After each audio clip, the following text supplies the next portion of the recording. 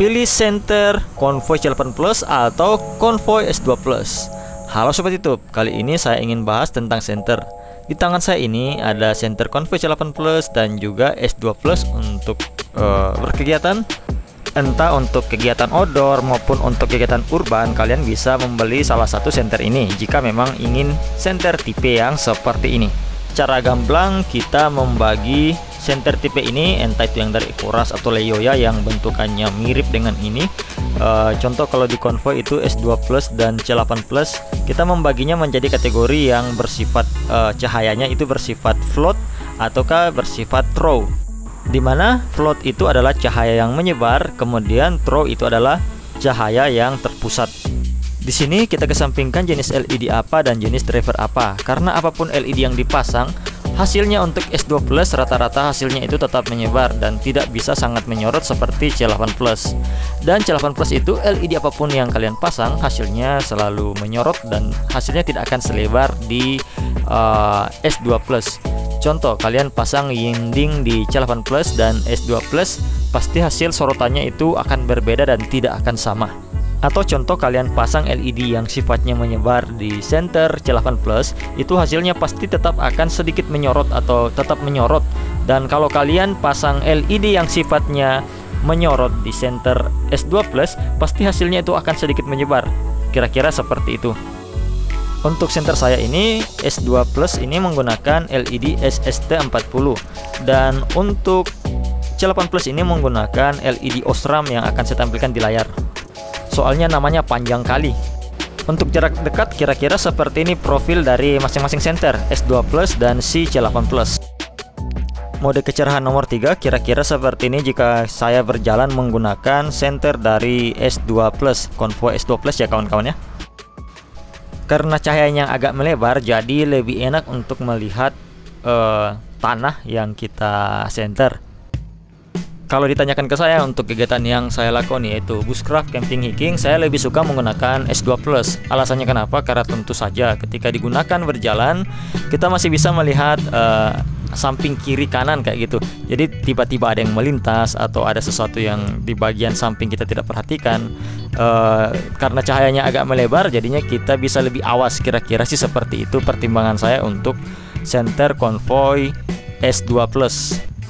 Di sini saya menggunakan mode pencahayaan nomor 3 karena kebanyakan sih ini yang digunakan kalau berjalan-jalan di malam hari agar tidak cepat lowbat tentunya senternya. Kalau untuk Convoy C8 Plus ini kalian bisa lihat itu sorotnya lebih terpusat. Jadi kalau saya menggunakan senter Convoy C8 Plus dan menyorot yang dekat yang di bagian arah kaki saya, itu cahayanya menyilaukan ya kawan-kawan ya. Bagian titik yang terpusat itu menyilaukan. Bahkan kadang kita tidak bisa melihat objek apa yang berada di tengah-tengah dari titik senter tersebut. Apalagi kalau kita pakai level 3 atau level 4, apalagi kalau turbo dan menyenter dalam jarak yang sedekat ini, kadang nggak kelihatan itu apa yang di tengah karena saking silonya ya.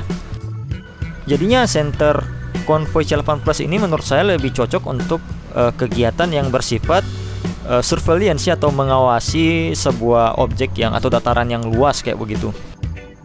Atau contoh lagi jaga kebun kayak gitu. Jadi dengan senter yang tersorot seperti ini, ketika di jauh-jauh sana ada bunyi-bunyi atau apa, kita jerot langsung kelihatan itu apa yang terjadi di sana kayak gitu. Dan kalau kita menggunakan S2 Plus untuk kegiatan seperti itu, biasanya cahayanya tidak sampai. Atau ketika kita berburu, kayaknya kalau untuk berburu juga lebih cocok menggunakan Convoy C8 Plus karena cahayanya yang terpusat, apalagi kalau ambil LED yang warna kuning atau warna merah atau warna hijau. Atau cocok juga ketika ditempelkan ke senjata kalian.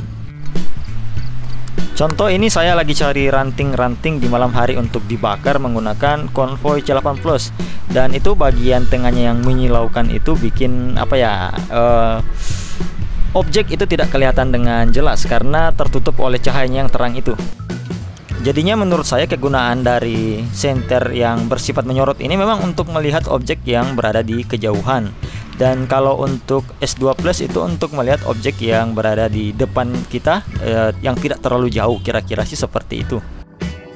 Jadi kalau ini pertama kalinya kalian ingin mengambil senter jenis ini, tanyakan ke diri kalian. Kalian ini butuhnya apa? Cahaya yang menyorot ataukah cahaya yang menyebar? Jadi kalau menyorot ya ambil Convoy C8 Plus, tapi kalau butuh cahaya yang menyebar seperti ini maka kalian ambil Convoy S2 Plus. Jadi kira-kira sih seperti itu. Oke, jadi kira-kira seperti itu pembahasan saya untuk kedua senter ini, baik senter S2 Plus maupun senter C8 Plus. Tapi jika kalian ingin membeli senter dan ini pertama kalinya kalian ingin membeli senter dan untuk kegiatan outdoor, saya sarankan kalian punya dulu senter kepala, karena senter kepala itu adalah opsi yang lebih baik. Jadinya ketika ingin menggunakan kedua tangan kita tidak terhalang. Contoh, tali sepatu kalian lepas, tangan kalian dua-duanya kan bebas. Atau kalau lagi hiking ingin buka ransel, nah tangan kalian juga dua-duanya itu bebas. Coba aja sendiri gelap-gelapan buka ransel atau ikat tali sepatu pakai senter tangan, itu pasti rasanya ingin teriak kawan-kawan. Jadinya kalau untuk aktivitas hiking dan camping dan bushcraft dan sejenisnya, saya sarankan kalian untuk memiliki senter kepala dahulu, barulah membeli senter tangan seperti ini.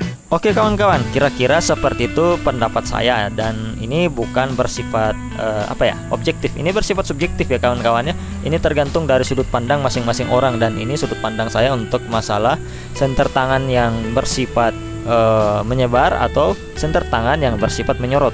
Saya tidak membatasi kalian untuk menggunakan apa yang kalian suka, karena ada yang menggunakan C8 untuk hiking juga sah-sah saja, tidak ada yang melarang kayak gitu. Tapi ini hanya dari sudut pandang kita masing-masing, dan ini sudut pandang saya tentang senter yang bersifat throw dan yang bersifat menyebar. Dan mungkin kalau kalian punya sudut pandang yang lain, silahkan kalian untuk tuliskan di kolom komentar. Mohon bantuannya untuk like dan subscribe jika kalian suka, dan sampai jumpa di lain waktu dan di lain kesempatan dengan pembahasan-pembahasan menarik lainnya.